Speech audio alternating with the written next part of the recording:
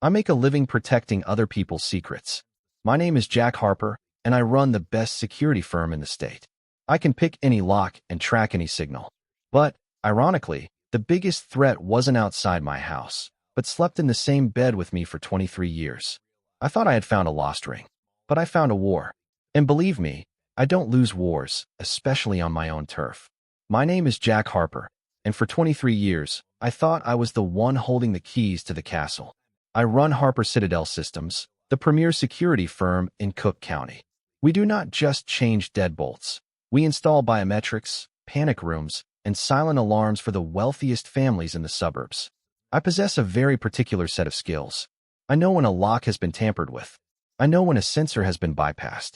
And I know when something does not belong where it was left. I have built a reputation on being the guy who sees what others miss. My clients trust me with their lives, their fortunes, and their darkest secrets. But as it turns out, the biggest security breach was happening right under my own roof, and I was too busy watching everyone else to notice the intruder in my own bed. That Tuesday started like any other gridlocked morning in the Chicago suburbs. The coffee was bitter, the sky was a bruised shade of gray, and my schedule was packed with 3 high-priority site consultations. I walked out to the driveway, ready to load up my truck with the new surveillance prototypes I needed to test. My wife, Elena, had left for her job at the upscale dental practice downtown an hour earlier. Or at least, that is what I assumed. Her silver SUV was gone, leaving an empty space on the concrete. But as I walked past the spot where she usually parked, I saw something glittering on the low stone wall bordering our driveway. It caught the morning light, a sharp, metallic glint that stopped me in my tracks. I frowned and walked over. It was not on the ground. It was resting on the limestone cap of the wall, right next to where her driver's side door would have been. I picked it up. The platinum band was cold against my palm, heavy with history. I turned it over, already knowing what I would see. Inside, the inscription was still sharp, Forever Jack, 2001. It was her wedding ring. Elena never took it off. She claimed her knuckles were too swollen in the mornings, or she was afraid of losing it down a drain. Yet here it was, sitting outside like a discarded candy wrapper. A normal husband might panic, thinking she had been robbed or kidnapped. But I am not a normal husband. I deal in probabilities and evidence. There were no scuff marks on the ground, no signs of a struggle. The ring had been placed there gently, deliberately, or perhaps forgotten in a moment of extreme distraction. I put the ring in my pocket. The metal felt heavy, like a loaded bullet against my thigh. I went to work, but my mind was not on the high-end motion sensors I was supposed to be calibrating. It was on that ring. It was on the 23 years of marriage that supposedly made it unremovable. When Elena came home at 6:30 that evening, she was wearing her practice smile. She kissed my cheek, smelling of antiseptic and that expensive vanilla perfume I bought her for Christmas. I washed her hands immediately. Bare. I leaned against the kitchen island, crossing my arms over my chest, watching her move through the space we had built together. I asked her how her day was. She told me it was frantic and that Dr. Sullivan had back-to-back surgeries. She said she barely had time to breathe. She was chopping vegetables, the knife moving in a steady rhythm, her eyes focused on the cutting board. I asked her, casually, if she went to the gym this morning. She paused. The knife stopped in midair for a fraction of a second. She turned to me, her eyes wide and innocent, blinking just a little too fast. She said yes. She said she went to the Iron District gym on 4th Street before work. She claimed she took a spin class to burn off the weekend calories and that the instructor had been particularly brutal. That was the first mistake, and it was a fatal one. What Elena forgot, or perhaps never cared to remember, is that Harper Citadel Systems installed the entire surveillance network for the Iron District gym 3 months ago. I still had the admin access codes on my tablet. I did not say a word. I just nodded and told her that was good, that staying healthy was important. I walked into my home office and locked the door. My hands were shaking, not from fear, but from a cold, rising rage. I pulled up the interface on my secure server. I typed in the command to access the gym's archive for this morning. I scrolled through the footage from the front entrance, covering the hours of 6 to 8 in the morning. I watched the time-lapse of sweaty people entering and leaving. I used the facial recognition tag for Elena. 0 matches. She was never there. I sat back in my leather chair, the glow of the monitors illuminating the dark room. She lied. 23 years of marriage, building a life, raising our son who was now finishing his master's degree in Boston, and she looked me in the eye and lied without blinking. If she lied about the gym, she lied about everything. I took the wedding ring out of my pocket and set it on the desk next to my keyboard. It looked small and insignificant against the wall of technology one commanded. I needed to know where she actually was, and I needed to know who she was with. The next morning, I did not confront her. Amateurs confront. Professionals gather intelligence. I told her I had an early install at the industrial park. I kissed her goodbye, feeling like Judas, although I knew she was the one who had sold me out. As soon as she went into the shower, I took her car keys from her purse. I went out to her SUV.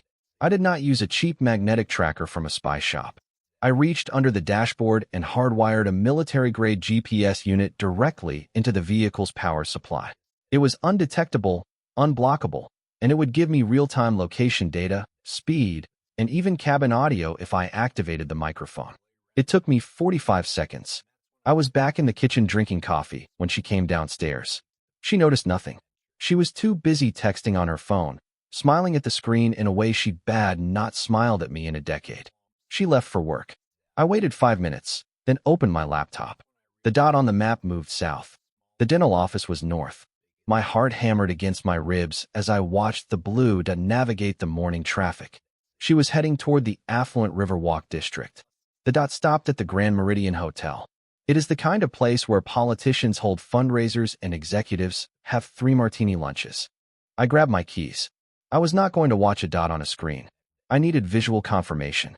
I drove my unmarked work van to the hotel. I parked across the street, blending in with the contractors working on the city library. I adjusted the long-range lens on my camera. I waited. 2 hours later, the automatic doors of the hotel slid open. Elena walked out. She looked disheveled, her hair not as perfect as it was this morning. Walking next to her was a man. He was tall, wearing a tailored suit that cost more than my first car. He had a confident, arrogant stride. He placed a hand on the small of her back, a gesture of possession, of intimacy. Elena leaned into him and laughed. Then, right there on the sidewalk, in broad daylight, he kissed her. It was not a friendly peck. It was hungry. I zoomed in with the camera. The shutter clicked rapidly, capturing 20 frames per second. I needed a clear shot of his face. As he pulled away and turned toward the valet stand, I got him. I lowered the camera and felt the blood drain from my face. The world tilted on its axis. I knew him. This was not just some random doctor or a stranger from a bar. This was Councilman Richard Sterling, the man who was currently running for state senate. The man who had hired my company last week to upgrade the security at his private estate because he claimed he was receiving threats. I had been in his house. I had shaken his hand. I had given him the codes to his own alarms. And now he was sleeping with my wife. The betrayal was double-edged. It was not just infidelity. It was a violation of my professional territory. Sterling was a powerful man in this town. If I made a scene, if I punched him in the face right there, I would be the one in jail by sunset. He had connections with the police chief and the judges. Elena had chosen a partner who could crush me if I played this by the rules. But I was done playing by their rules. I watched them get into their separate cars. Elena drove off, probably heading to work to pretend she had been there all morning. Sterling got into his black sedan. I sat in my van for a long time, staring at the photos on the digital display. A plan began to form in the back of my mind. It was cold, precise, and absolute. They thought they were untouchable. They thought I was just the blue-collar husband who fixed the locks. They forgot that the man who installs the locks also has the master key. I started the engine. I was not going home to cry. I was going to the bank. And then, I was going to dismantle their lives, brick by brick, dollar by dollar. I pulled out my phone and dialed my lawyer. I told him to clear his schedule for the rest of the day because I was about to liquidate everything. The game had just changed, and they did not even know they were playing. Driving away from the hotel, I felt a strange sense of clarity washing over me. The initial shock of seeing my wife in the arms of Councilman Richard Sterling had evaporated, replaced by the cold, mechanical hum of my professional training. Panic is for amateurs. Strategy is for survivors. I did not go home to confront Elena. I did not go to a bar to drown my sorrows in whiskey. I went to the one place where I had absolute control. I went to the server room at Harper Citadel Systems. I had a unique advantage in this war. Most betrayed spouses have to hire private investigators to dig through trash cans or follow cars at a distance. I did not need to hire anyone. I was already the man Richard Sterling trusted to keep his secrets. Just a week prior, his chief of staff had authorized a complete firmware upgrade for the security system at Sterling's private estate in the prestigious Barrington Hills. They wanted tighter perimeter control and enhanced internal monitoring due to the upcoming election. It was the perfect Trojan horse. I pulled up the schematics for Sterling's residence on my main monitor. The install was scheduled for Friday, but I called his office and told his assistant that a vulnerability had been detected in the existing patch and I needed to address it personally, immediately. She thanked me for my diligence. She had no idea she was opening the door to the man who was about to burn her boss's life to the ground. I arrived at the estate 2 hours later. The house was a sprawling mansion of brick and glass, sitting on 5 acres of manicured lawn. I greeted the housekeeper and went straight to the main control panel in the library. I disabled the logging feature that tracked administrative access. Then, I went to work. I did not just update the software. I activated the latent microphones built into the glass break sensors in the master bedroom, the living room, and the private study. These sensors are designed to detect the frequency of shattering glass. But with a few lines of custom code, I reconfigured them to stream high-fidelity audio directly to a secure, encrypted cloud server that only I could access. I was in and out in under 40 minutes. I shook the housekeeper's hand, told her the system was now impenetrable, and walked back to my van. I had essentially wired the entire house of a sitting city councilman. It was a felony, punishable by years in federal prison. But I did not care. The law is a funny thing. It protects the people who break hearts and destroy families, but it punishes the ones who try to find the truth. I was done with the law. I was operating on instinct now. That evening, Elena came home late again. She told me the traffic on the Eisenhower Expressway was a nightmare. I watched her lie. It was fascinating, in a morbid way. I watched the micro-expressions on her face, the way she avoided direct eye contact, the slight tremor in her hands as she poured herself a glass of wine. She was not just lying to me. She was dismissing me. In her mind, I was already a ghost, a placeholder in a life she had mentally vacated months ago. I waited until she was asleep. I went down to my soundproof office in the basement and put on my noise-canceling headphones. I opened the audio stream from Sterling's house. The timestamp showed activity from 3 in the afternoon, right after their rendezvous at the hotel. I scrubbed through the silence until I hit a spike in the audio waveform. The voice was unmistakable. It was Sterling, talking on his phone in his study. He was bragging to someone, probably a donor or a political ally. But then, the tone changed. He made another call. This time, the voice on the other end was familiar. It was Elena. I was listening to my wife talking to her lover, recorded by the very system I had sold him. The conversation was not just romantic, it was strategic. And that was the knife that twisted in my gut. They were not just sleeping together. They were planning an exit strategy. I heard Elena complaining about my long hours, about how boring I had become, about how she wanted a life with more excitement, the kind of excitement a rising politician could provide. But then Sterling said something that made my blood run cold. He asked her if she had found the financial documents he needed. He asked about the structure of Harper Citadel Systems.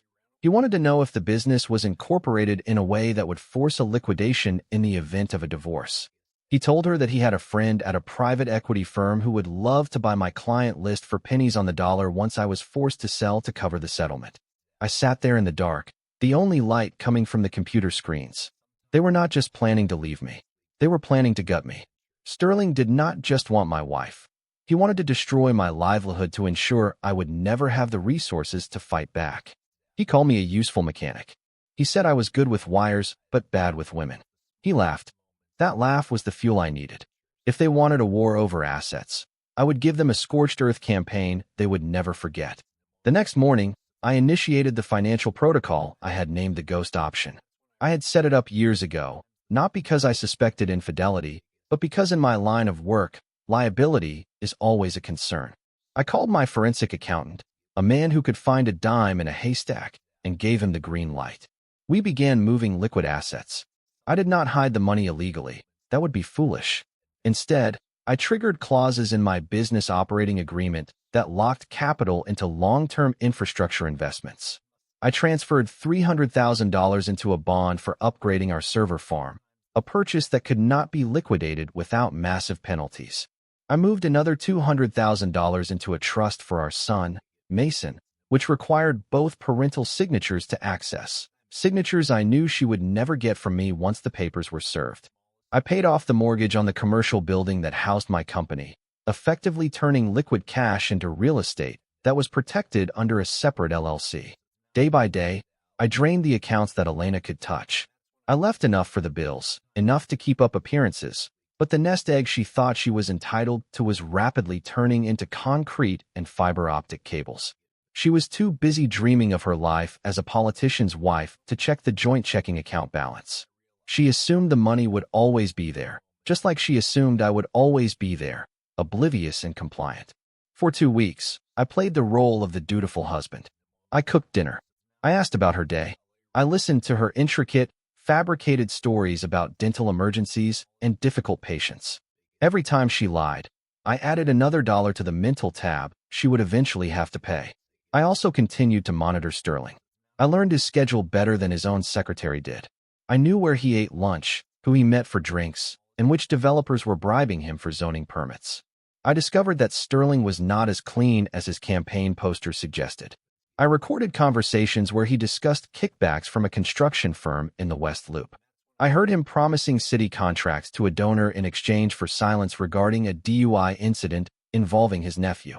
I was gathering an arsenal of nuclear weapons, and he was too busy unbuttoning my wife's blouse to notice the red laser on his forehead. Then came the turning point. It was a Thursday.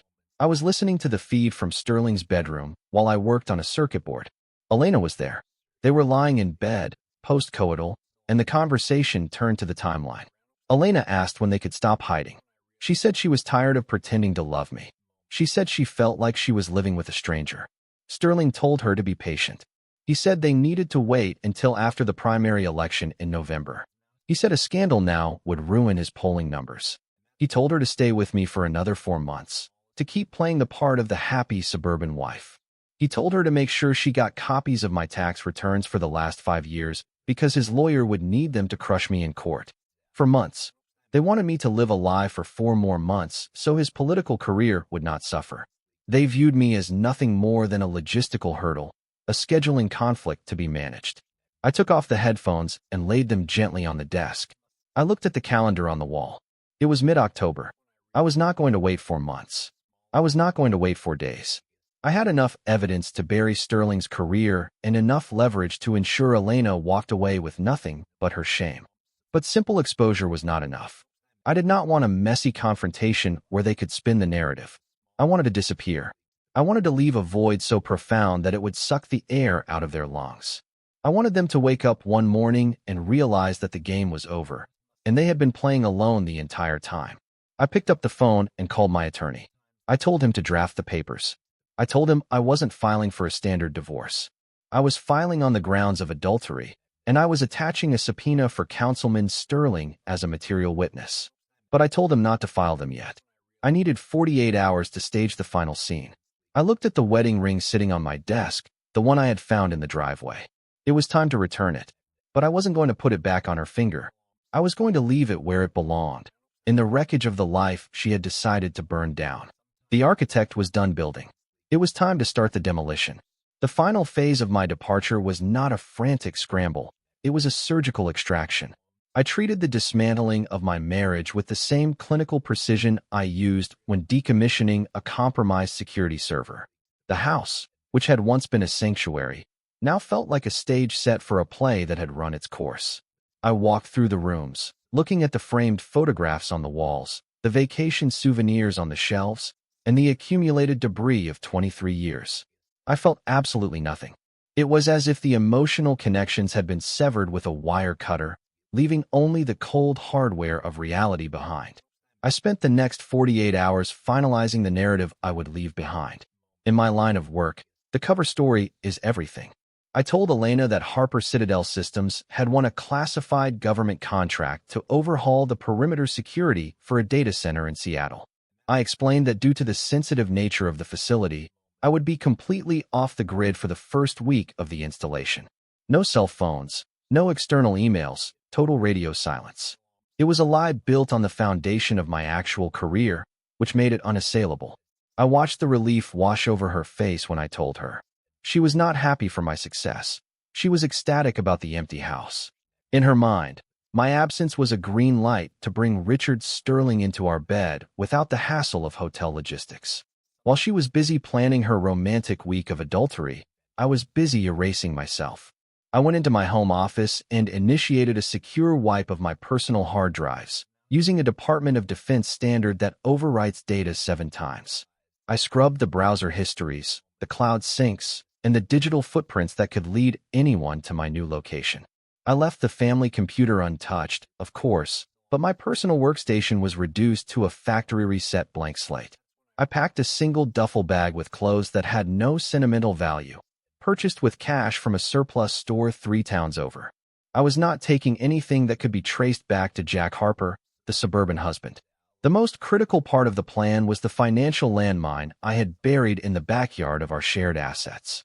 I had already moved the serious capital into irrevocable trusts and infrastructure bonds, but I needed to ensure that Elena's awakening was as rude as possible. I left the joint credit cards on the kitchen counter, knowing they were already maxed out due to a security hold I had placed on them that morning, flagging them for suspicious activity. When she tried to buy expensive wine or order catering for her rendezvous with Sterling, the cards would decline. It was a petty detail, perhaps, but I wanted the inconvenience to be immediate and humiliating. The night before my departure, I slept in the guest room, claiming I needed to review blueprints late into the night. I lay awake, listening to the silence of the house. I could hear Elena breathing in the master bedroom down the hall, oblivious to the fact that the roof over her head was about to collapse. I reviewed the dossier I had compiled on Councilman Sterling. The audio recordings of his corruption, the bribes, the promises of city contracts. It was all encrypted on a USB drive now hanging around my neck. I had set up a dead man's switch on a remote server. If I did not enter a specific code every 7 days, the entire cache of incriminating evidence would automatically be emailed to the FBI, the State Ethics Committee, and every major news outlet in Chicago. This was my insurance policy. If Sterling used his police connections to hunt me down, he would trigger his own political execution. At 4 in the morning, the alarm on my watch vibrated. I did not need it. I had been staring at the ceiling for hours. I got up and dressed in the dark. I moved through the silent house like a ghost, a skill I had perfected over 2 decades of intrusion testing. I carried my duffel bag to the garage, but I did not load it into my truck. Instead, I left the truck keys on the hook by the door. I would not be taking the vehicle they expected me to drive. I had arranged for a nondescript, pre-owned sedan, registered under a shell corporation, to be parked 3 blocks away. I returned to the master bedroom one last time. Elena was asleep, her face relaxed, dreaming whatever dreams traitors dream. I stood by the side of the bed, looking down at the woman I had promised to protect for the rest of my life.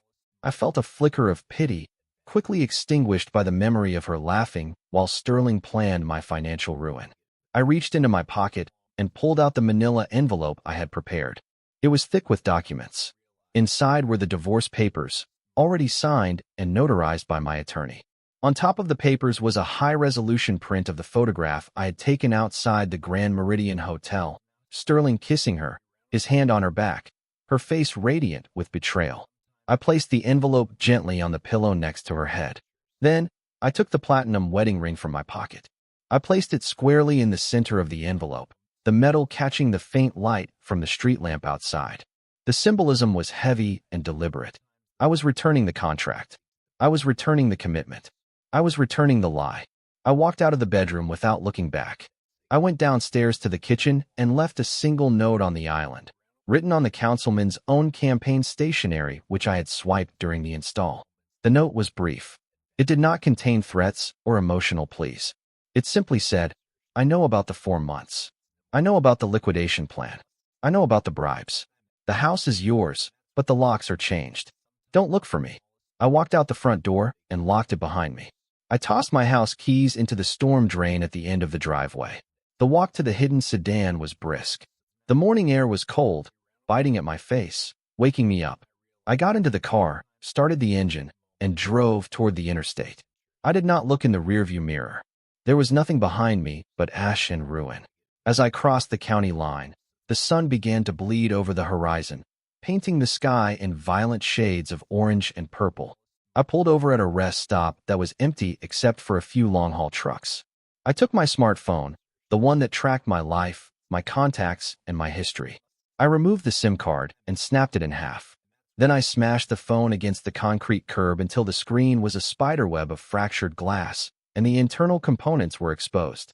I tossed the wreckage into a trash can overflowing with fast food wrappers. I was no longer Jack Harper, the husband, the locksmith, the fool. I was a ghost in the machine. I got back into the car and merged onto the highway, heading west. I had liquid cash in a duffel bag, a new identity waiting in a safe deposit box in Wyoming, and the grim satisfaction of knowing that in a few hours, Elena would wake up to a silent house and a loud reality. The bomb had been planted, the fuse had been lit, and I was already miles outside the blast radius. The game was no longer about security, it was about survival, and I had just won the first round. 2,000 miles away from the blast zone, the air in Wyoming was thin, cold, and incredibly clean. I had rented a small cabin tucked away in the foothills of the Teton Range, a place where the only surveillance came from the hawks circling the pine trees. I had stripped myself of Jack Harper, the suburban business owner, and was now operating simply as a ghost in the static. But even ghosts have eyes. I had not walked away blindly.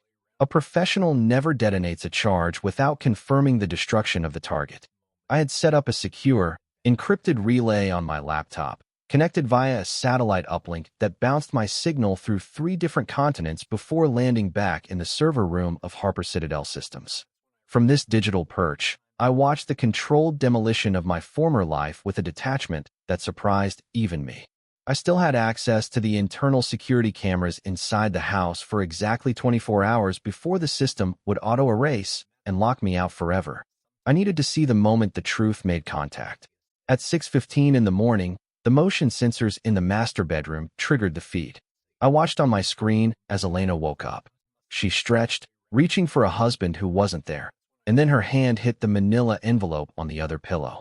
I saw her sit up, rubbing sleep from her eyes, and pick up the package. She saw the wedding ring first. I watched her freeze. It was not the freeze of confusion. It was the freeze of a predator realizing the trap had just snapped shut on its leg. She opened the envelope. She pulled out the photo of her and Sterling kissing. She read the note. I could not hear her scream because I had disabled the audio to spare myself the noise, but I saw her face crumble. It was a mask of pure terror. She did not cry for the loss of our marriage. She cried for the loss of her safety net. She immediately grabbed her phone and dialed. I knew exactly who she was calling, but Councilman Sterling was not going to answer. I had timed my departure to coincide with the automated release of a very specific data packet. While Elena was staring at the ruins of her personal life, the second phase of my plan was executing across the city. The dead man switch I had configured did not just threaten exposure, it delivered it.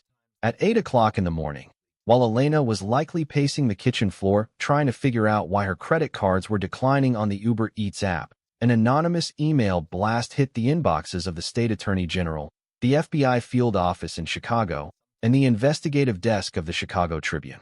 Attached to those emails were the audio files I had harvested from Sterling's own home, the recordings of him discussing kickbacks, zoning bribes, and the laundering of campaign funds through a shell company in the Cayman Islands.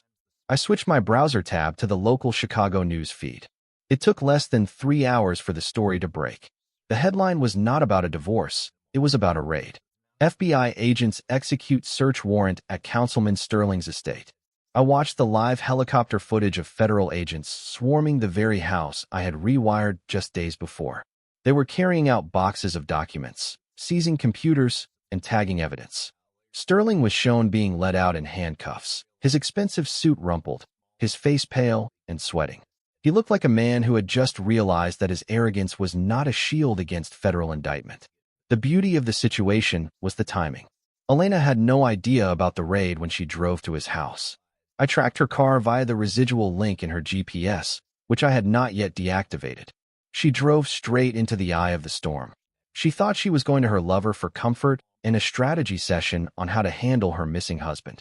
Instead, she arrived at a crime scene. I can only imagine the conversation when the police turned her away at the perimeter tape, or when the press photographers, hungry for a new angle, spotted the councilman's mistress trying to enter the property. Her face was splashed across the midday news within the hour, labeled as the mystery woman at the center of the scandal. By the afternoon, the financial shockwaves hit her with the force of a tsunami. My forensic accountant had done his job perfectly. The joint accounts were frozen due to suspicious activity linked to the sudden liquidation of business assets into trust funds. When Elena tried to use the ATM to get cash for a hotel, because she surely did not want to stay in the house where I had left my ghost, the machine ate her card. She was stranded in the parking lot of a gas station, driving a car with a tracking device, wearing clothes that cost more than my first truck, and possessing less than $20 in liquid cash. I received a notification from my attorney's server. Elena had finally called the number on the divorce papers. The transcription of the voicemail she left was pathetic. She was frantic, demanding access to the accounts, screaming that I had stolen her money, threatening to call the police. My attorney, a man of steel and statutes, simply replied via text that all marital assets were subject to a forensic audit due to the pending divorce and the federal investigation into her partner, Mr. Sterling. He advised her that since she was named in the affidavit as a close associate of a man under indictment for racketeering, her own financial movements were now under scrutiny. It was a bluff, mostly, but a terrifyingly effective one. She was not just broke, she was radioactive. The final blow came from Sterling himself. According to the news reports that evening, his legal team had immediately issued a statement distancing the councilman from certain individuals who may have misled him. They were throwing Elena to the wolves. To save his own skin, or attempt to, Sterling's narrative shifted. He claimed he was being blackmailed, insinuating that Elena was part of a plot to entrap him. It was a desperate lie, but it severed any hope she had of him being her savior. The man she had destroyed our marriage for had just publicly disavowed her existence to save a political career that was already dead. I sat on the wooden deck of my cabin, watching the sun dip below the jagged peaks of the Tetons. I took a sip of black coffee. The silence here was heavy, but it was not empty. It was full of possibility. Back in the suburbs, the house I had built was likely dark, the power eventually to be cut off when the autopay stopped. Elena was alone in the wreckage, surrounded by the expensive furniture she had chosen, trapped in the life she thought was not enough for her. She had wanted excitement. She had wanted a man with power. Now she had the attention of the federal government and a lover who viewed her as collateral damage. I closed the laptop. The link to the security cameras severed as the 24-hour timer ran out. The screen went black. I did not feel joy, and I did not feel sadness. I felt the profound satisfaction of a chaotic equation finally balanced. The variables had been removed. The error had been corrected. I was no longer a husband, a victim, or a target. I was just a man with a duffel bag of cash and a map of the American West. I stood up, stretched my back, and walked inside the cabin. For the first time in 23 years, I slept without setting an alarm, knowing that the only thing I had to fear was the weather, and even that was more honest than the woman I had left behind. 7 years is a long time. Biologists say that every 7 years, every cell in the human body is replaced, meaning we physically become different people. I can attest to the truth of that. The man who sat in a cabin in Wyoming watching his old life burn on a laptop screen no longer exists. That angry, betrayed locksmith is gone, replaced by someone stronger, wealthier, and infinitely more at peace. I did not stay in the mountains forever. Solitude is good for healing, but ambition is good for living. I eventually moved to Denver and launched a new venture, Aegis Risk Management. We do not install locks anymore. We consult for Fortune 500 companies on corporate espionage and internal threat detection. My experience with betrayal made me exceptional at spotting it in others. My relationship with my son, Mason, was the only bridge I refused to burn. It took time to rebuild. Initially, he was confused and hurt by my disappearance, but once I sent him the redacted dossier, the proof of the affair, the corruption, and the liquidation plot, he understood. He did not hate his mother, but he lost his respect for her. He saw her for what she was, a woman who traded loyalty for a fantasy and lost both. Mason grew into a man of integrity, perhaps because he saw exactly what the lack of it costs a family. When he called to tell me he was getting married to a pediatric surgeon named Sarah, I knew it was time to finally close the book on the past. The wedding was held at a vineyard outside of Chicago, a neutral ground between my new life and my old one. I arrived in a chartered sedan, not to show off, but because I value efficiency. I was not alone. On my arm was Carolyn, a woman I met 3 years ago during a security conference in Seattle. Carolyn is a former federal prosecutor. She values evidence, she speaks the truth, and she knows exactly who I am. We do not have secrets. We have transparency. She squeezed my hand as we walked toward the ceremony seating, a silent reminder that I was not walking into a battlefield, but a celebration. I saw Elena before she saw me. It was a jarring experience, like looking at a photograph that had been left out in the sun too long. She was sitting in the third row on the bride's side, likely because Mason's friends filled the groom's side. She looked smaller than I remembered. The arrogance that had defined her final months with me was gone, replaced by a brittle, anxious energy. Her clothes were nice, but dated, clearly things she had held onto from before the fall. She was alone. There was no Councilman Sterling beside her. There was no new wealthy suitor. There was just a middle-aged woman clutching a purse like a shield, looking around a room full of people who knew her story. The ceremony was beautiful. Mason looked like the best version of himself, standing tall and confident. When he looked at Sarah, I saw the kind of devotion that I had once offered Elena, the kind that is rare and precious. I felt a lump in my throat, not of regret, but of pride. I had raised him well, despite the chaos. When the vows were exchanged, I caught Elena glancing in my direction. She saw me. She saw the tailored suit, the way I stood with my shoulders back, the way Carolyn leaned her head on my shoulder. I saw her eyes widen. She was looking for the broken man she had discarded, the boring mechanic she had planned to bankrupt. Instead, she found a titan. The reception was where the reality of our divergent paths truly settled in. Mason came over to our table, hugging me tightly. He thanked me for coming. He thanked me for the generous check I had given them for their down payment on a house, a sum that was more than I had made in 5 years at my old job. We took photos. The photographer arranged a family shot. It was awkward for a moment, but I nodded to Mason that it was okay. I stood on one side of Mason, Carolyn beside me. Elena stood on the other side, leaving a distinct gap between her and our son. In that moment, frozen by the camera flash, the narrative was complete. I later learned the details of her life from a mutual acquaintance during the cocktail hour. It was a grim post-mortem.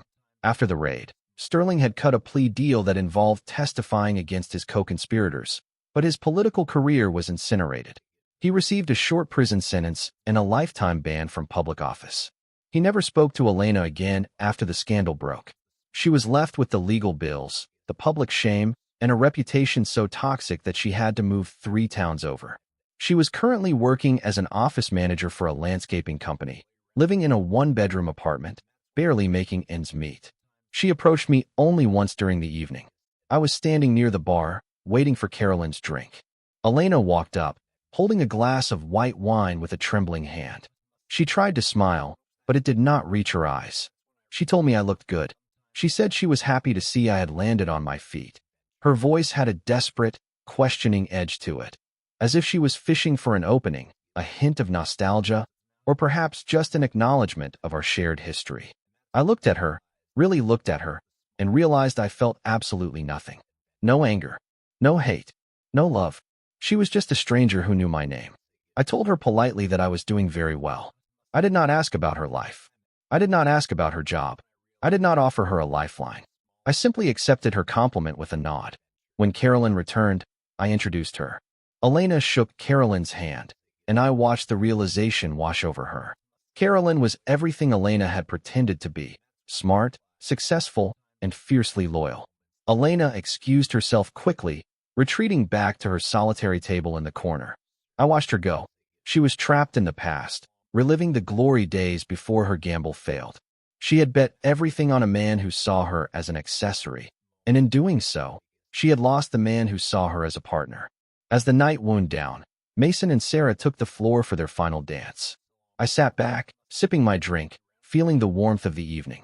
I thought about the ring I had left on the pillow 7 years ago. At the time, it felt like a surrender. Now, I understood what it really was. It was a severance payment.